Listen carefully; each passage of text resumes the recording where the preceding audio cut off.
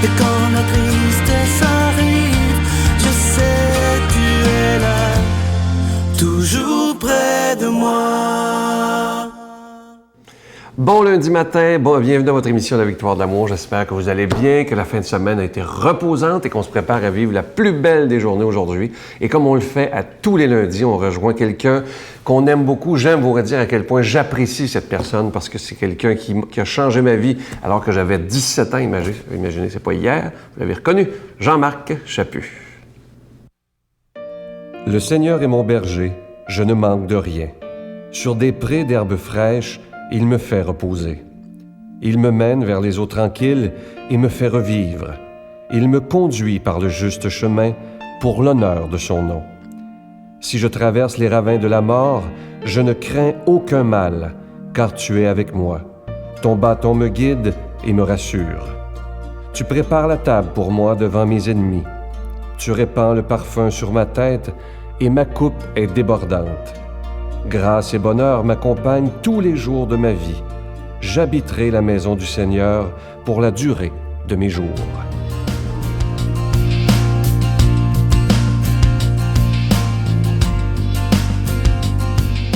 Salut! Hey, le 5 juillet 2013, vous vous en rappelez? On en a parlé cette année, ça fait un an, un peu plus. C'était la tragédie au lac Mégantic. C'est pas des farces, hein? Un centre-ville détruit, 47 morts. Mais ce qu'on n'a pas compté, ce sont les survivants. Et c'est eux qui en ont le plus besoin. T'sais, on peut avoir un gouvernement qui vient et qui distribue des millions. Puis le matériel, ça se remplace. Gagner de l'argent, ça se fait, puis ça se perd. C'est de l'argent. Mais les cicatrices à l'intérieur, c'est tellement récent, seulement un an, que quelqu'un a dit « Les souvenirs ne sont pas encore des souvenirs. » C'est ça exactement. Et on a invité, à ce moment-là, la première ministre du Québec, Mme Marois. Et Mme Marois est allée et elle a dit « J'ai aidé les gens, mais le plus difficile dans ce que je faisais quand j'y allais, c'était comment aider, comment soulager les gens. » Puis je leur ai donné ma recette. C'est une vieille recette. Il n'y a qu'une chose qui soulage les grandes douleurs. C'est le temps. Le temps, ça ne guérit pas, mais ça atténue. Et ça permet de trouver un sens à la tragédie. Et je pense que c'est peut-être la chose la plus importante d'être capable d'apprécier que tranquillement, on est capable de trouver un sens aux choses difficiles. Pour ceux qui survivent, dans 20 ans, ils pourront dire à leurs petits-enfants « J'étais là quand la tragédie est arrivée, ça a été dur. » Et peut-être qu'il y aura une larme à ce moment-là. Mais ils auront pris le temps d'être capables d'en parler avec une certaine sérénité. Veux-tu, pour que la tragédie se noie dans l'espérance, c'est peut-être la chose la plus importante. Et ça prend du temps. Et pour ça, il faut avoir des mains compatissantes. Il faut être capable d'aller chercher l'autre, puis dire, tu sais, tu tombes, tu te relèves, puis tu continues, puis tu tombes, puis tu te relèves, et tu continues. C'est comme ça que c'est fait. Et c'est ça, vivre. Et malheureusement, on oublie et on pense qu'en une semaine, deux, ça va être fini. Non.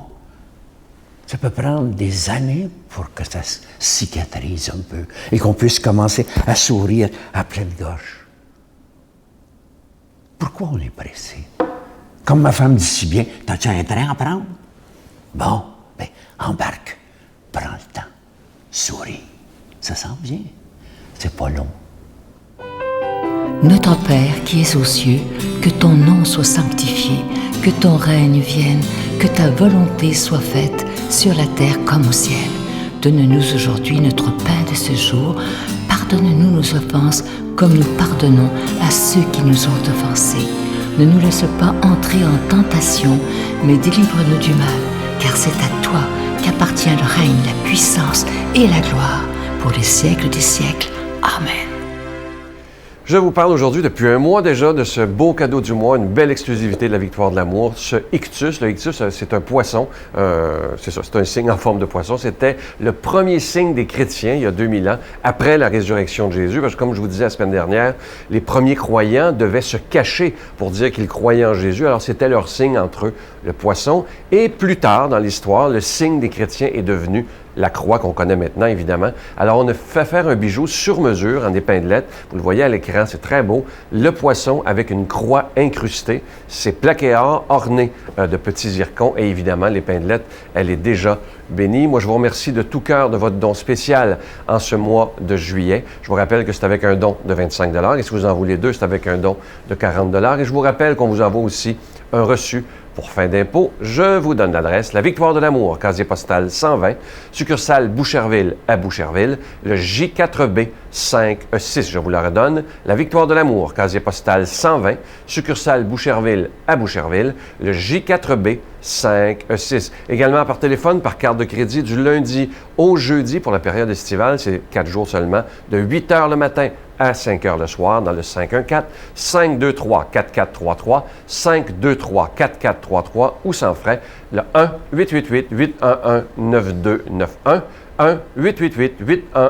1-888-811-9291 et aussi sur notre site internet, le www.lavictoiredelamour.org. Je vous rappelle ce beau cadeau, le ictus qui est en épinglette, plaqué or, orné de zircon. Merci de tout cœur.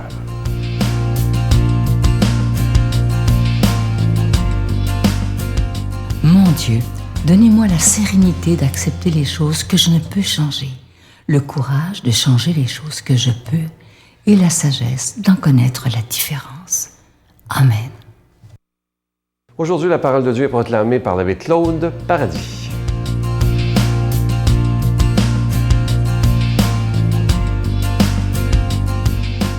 Alors bonjour à vous tous, ça me fait plaisir d'être encore parmi vous.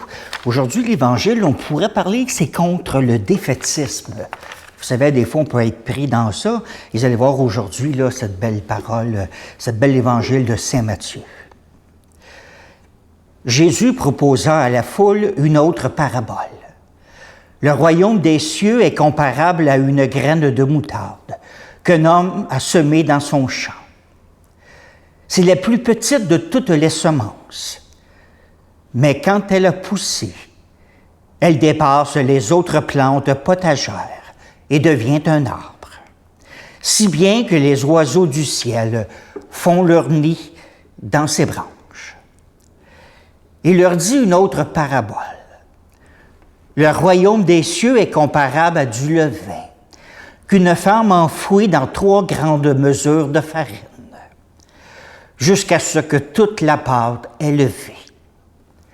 Tout cela, Jésus le dit à la foule en parabole, et il ne leur disait rien sans employer de parabole, accomplissant ainsi la parole du prophète. C'est en parabole que je parlerai, je proclamerai des choses cachées depuis les origines.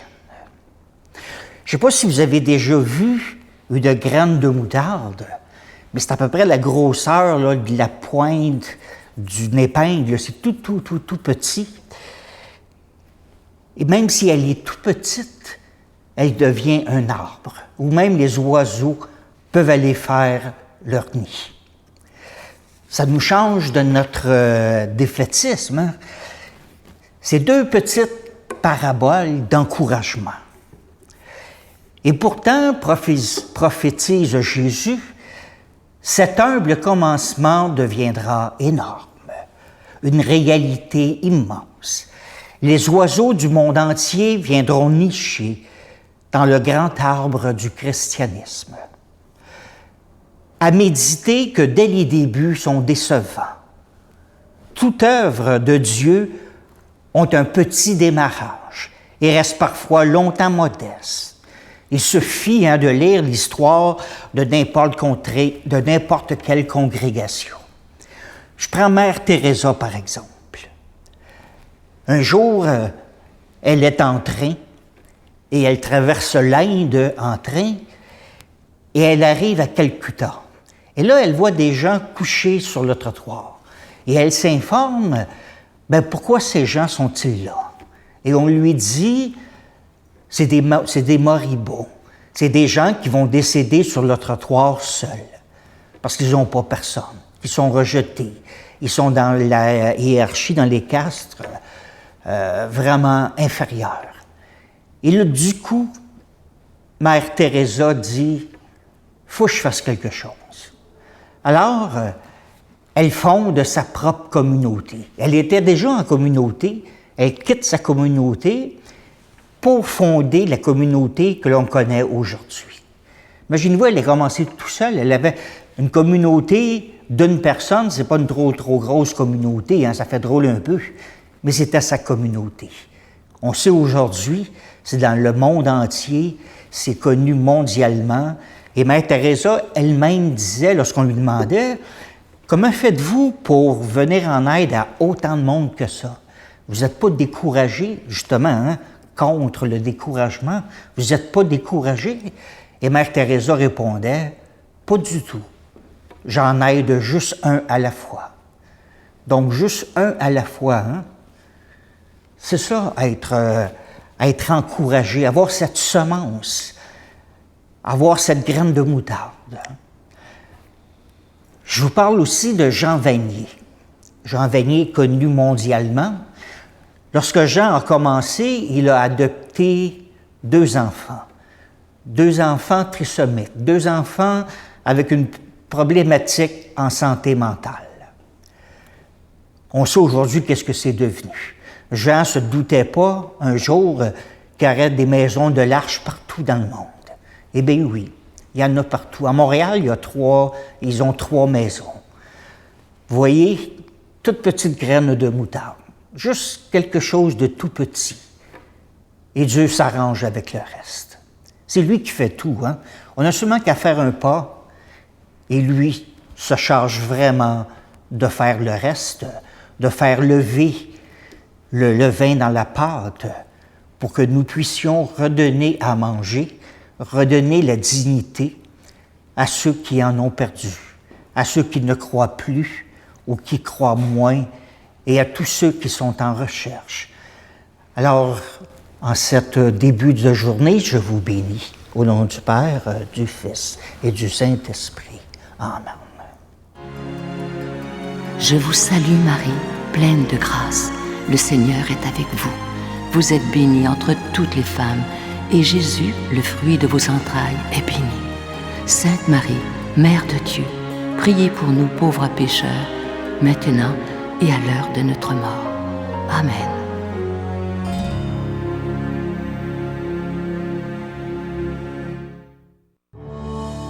Sur les pas de Jésus. Dans le cadre des festivités du 20e anniversaire de la victoire de l'amour, nous vous invitons à un magnifique pèlerinage en Terre Sainte et Jordanie en compagnie de Sœur Angèle, l'abbé Donald Thompson et Sylvain Charon. Nous visiterons entre autres en Israël, Nazareth, le Mont des Béatitudes, Bethléem, Jérusalem, Masada et Qumran. Et en Jordanie, Pétra, Mont Nebo, la Mer Morte et plusieurs autres, du 26 mai au 10 juin 2015. Pour informations et réservations, Voyage Intermission au 514-288-6077 ou sans frais au 1-800-465-3255. Il me reste que le temps de vous souhaiter la plus belle des journées. Prenez soin de vous et moi j'ai déjà hâte de vous retrouver demain matin. Bye bye. Un jour, comme chaque adolescent, on se dit, pourquoi aller à la messe, ça sert à rien. Mais je continue à y aller quand même. Puis là, rendu au cégep, j'ai commencé à rencontrer, j'ai fréquenté la famille Marie-Jeunesse, qui se situe à Sherbrooke. Oui, je connais très bien. Et donc là, j'ai commencé à voir la flamme de la foi qui est arrivée. La Victoire de l'amour remercie de tout cœur les Résidences Soleil de leur accueil si chaleureux.